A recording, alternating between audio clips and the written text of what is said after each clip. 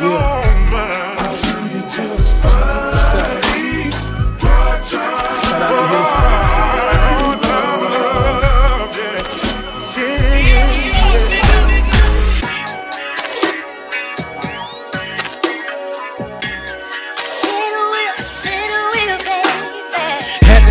in Houston. It's your boy Bates. We back on road. I got my boy DJ Muda with me. It's a special H-Town edition. Hello. In Houston with it. Swanging.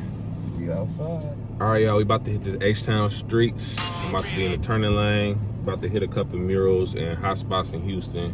Ride around, catch a vibe, have a good conversation. Hopefully we don't melt. It's so hot. Swangers.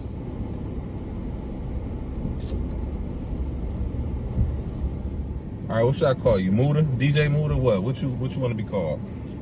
I mean, you my homie, so you feel me? You can call me Muda.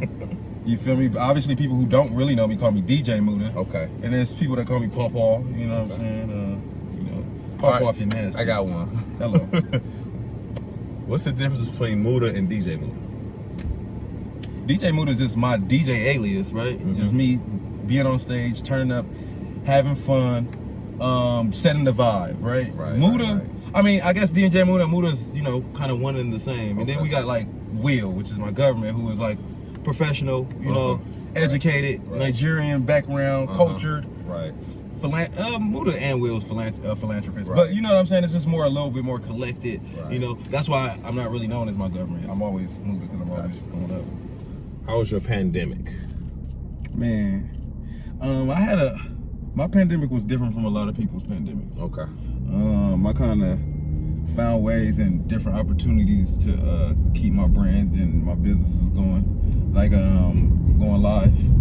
I was doing a lot of live DJing. That kept us motivated and going too, by the way. Yeah. A lot of people say, because of course mine was a little bit different than a lot of other people's DJ lives. Changing the outfits and stuff. Yeah, doing stuff like that. So that was dope. I had a great time. And then, everything was closed down, but people still wanted to party. So, I was part of the fine crew of throwing parties, exactly. Getting the Airbnbs and throwing all the big events in those and, getting kicked out and all that type of good. But yeah, it was great because I got to home in on a lot of things that I didn't know. I was like, like the party, like putting parties together. I've been doing like DJing and stuff, but like really putting parties together and showing like my really creative side with the DJing live. That was really dope for me. It made you actually plan and improvise during that pandemic. Yeah, it was dope. And then to top it all off, I was outside and I didn't catch COVID once. Okay. So I mean, I don't know I don't know what it is, but I was outside. I had a great time for the pandemic. Yeah, it was dope. You blessed.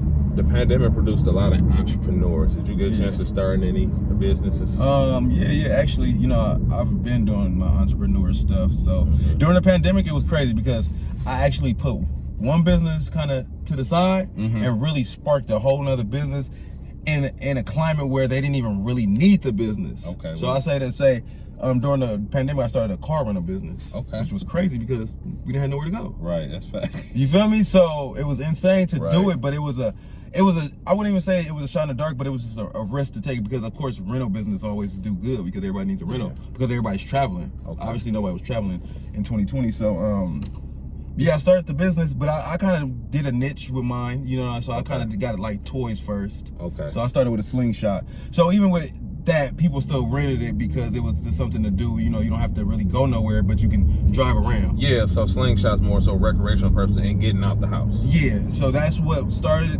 the business, and obviously it grew from there because we're 2 years post-pandemic. Okay.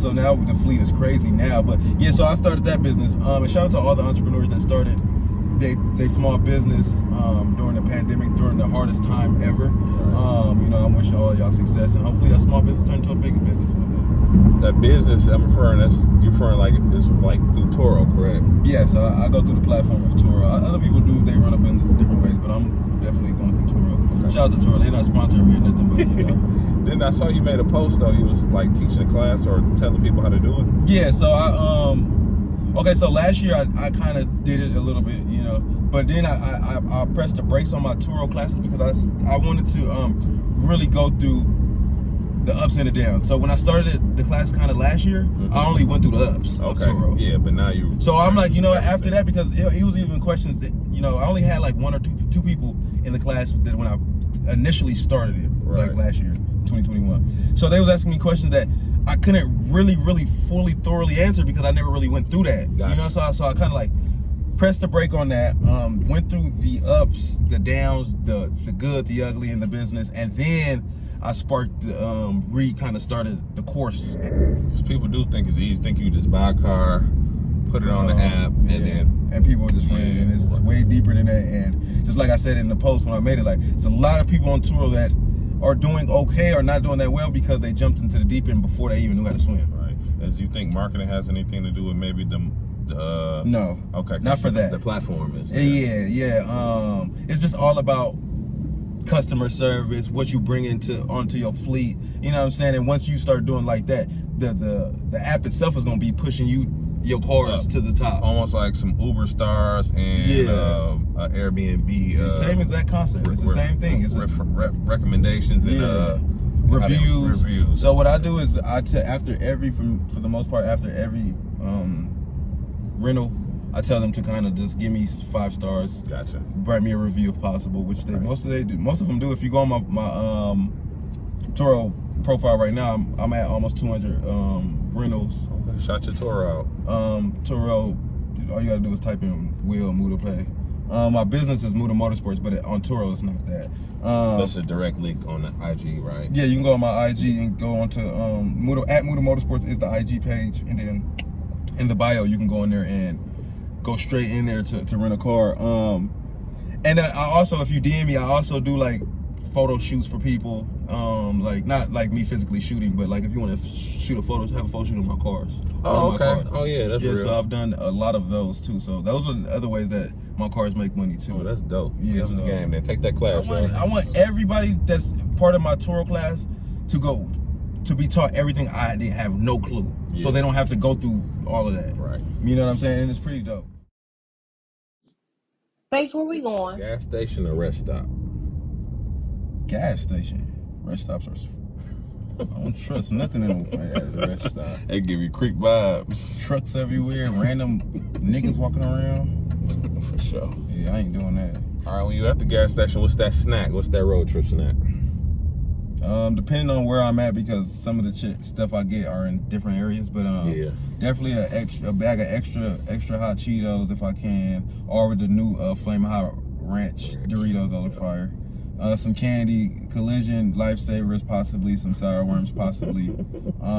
Depends, depends what mood I'm in, but it's gonna definitely be like a gummy or sour type of vibe, candy wise, and then probably grab a water that I might not drink, and then something with sugar, probably. I've cut down on a lot of soda intake for sure, so probably like an iced tea or some juice or a big Gatorade or something. Right. Maybe throw some sunflower seeds in there too. That's hard.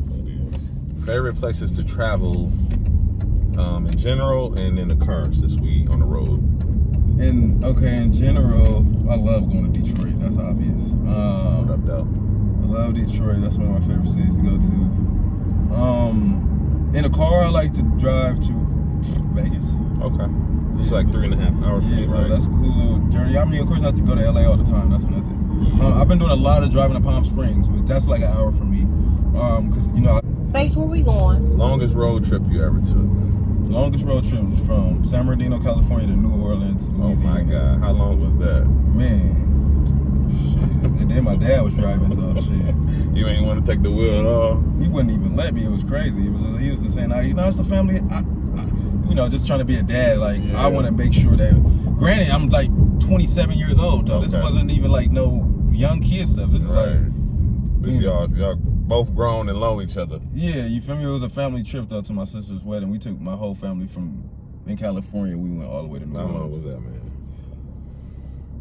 I'll say like 30-some hours, stopping and all of it though. Okay, y'all got a room with 12 hours or something? Yeah, something like that. And then, which was crazy because I could have drove, or my mom could have drove. You feel me? Right, but Pops was tired, so we pulling over. That's how a lot of the old school guys, like my uncle like that. He'd drive from Detroit to Vegas, like. Dang. Then stop at a Waffle House and then go get a Best Western. That's just if he see a Best Western or in a Waffle House, he's stopping. Good. 3 artists on the road. Who you listening to? Durkio for sure. For sure. Draco for sure. R.I.P. Draco. That's a West Coast rapper. If you're from the West Coast, you know Draco. He died. Yeah, someone got stabbed. Right? Yeah, he got stabbed. Rest in peace, Draco.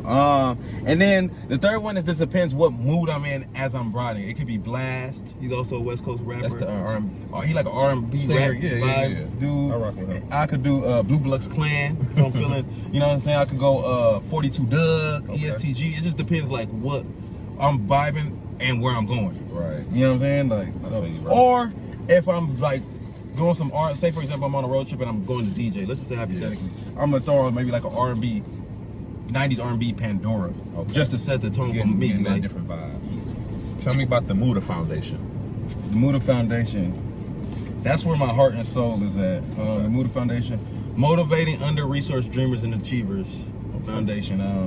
It's a nonprofit based out of San Bernardino, California, obviously the city where I'm from. Right. And we do a lot. Obviously, not obviously because you didn't know, but I started it because I wanted to kind of start like doing my DJ thing with the young kids. Okay. Oh, So yeah, that's that's like teaching them, right? Yeah. So that was the genesis of it before it even became real, right? Mm-hmm. So then people were like, well, you should probably start a nonprofit so that you can get the funding and get what you need, so you really help people. So then it kind of transitioned to, because I was already doing like backpack drives and stuff like that. You feel me? So I was already doing like my philanthropy work in the city. But then the pandemic happened, and then the George Floyd stuff happened. Then they started rioting and looting. Right. So then the Muda Foundation kind of transitioned from like a youth thing to more like a community-based nonprofit. So we did a lot of feeding the Dino, cleaning the Dino. That's kind of like a mantra of what the name is, and we pretty much go to different places and feed people, clean up the area if it's dirty or whatever the case may be. We do all-star basketball games. For Christmas last year, I got toys I made a post on Facebook for anybody who lost their father in San Bernardino from COVID, gun violence, car accident, whatever. He's dead. If your father died and your kids are under the age of 17, I'm gonna bring them Christmas gifts. Okay. So, and we already had a Christmas drive, a big Christmas drive. So it was dope to take some of the toys from that, and then I was able to drive around in my slingshot and drop them off to the kids. Oh, that's dope. So that was dope. So we fit in the back of the slingshot? No, somebody was following me. Okay, cool. So it was almost like, and then I had like a Grinch outfit. It was It's dope. like a sleigh. It was like your sleigh. Yeah, you feel me? And then the toys was in the trunk of another car. And you know, the kids was just geeked about that. And then the parents geek obviously could be doing something for them. We also had one of the biggest Juneteenth events in San Bernardino, probably history, in 2020. And we did it kind of before even a lot of people, especially in my region, because San Bernardino is in California. California is a little farther away from the culture. Yeah. You know what I'm saying? Like, I mean, we are the culture, but it's the black culture, if you get what I mean. It's different. But anyway, I felt like we had our Juneteenth was kind of before people really knew what it was. And it was dope. We was able to feed and have fun with about almost 3,000 residents of the city, And San Bernardino is one of the, if you research us, we're like a very dangerous city, you know what I'm saying? So for us to have a big event like that, kids out there, nobody fighting, there was no shootings, it was dope, and that kind of like what carried on to all the other events. I mean, granted, all of our nonprofit events be safe and fun, but they've never been that big. Right, where it bring everybody from different communities, different hoods, etc. Everybody, we all right there, you know what I'm saying? So it was super dope. Like I said, it was in 2020, and then we transitioned to do it in 2021, and then this year we plan on doing something in that nature. I know that Juneteenth and Father's Day fall on the same day this year. Okay. So what I kind of want to do this year is highlight the fathers. So I might have like a Father Day, Juneteenth Day. I don't know what we're gonna do yet. It's still in the works because we still got a little bit of time. But I do want to highlight something for the fathers because mothers always, Mother's Day is always, and I respect that too, obviously, but you feel me? I feel like this generation especially has really stepped it up in that fatherhood thing, you know what I'm saying? Definitely. So I definitely want to highlight them and do something dope. Yeah. What's next for Muda? What we looking out for this year? This year is gonna be huge.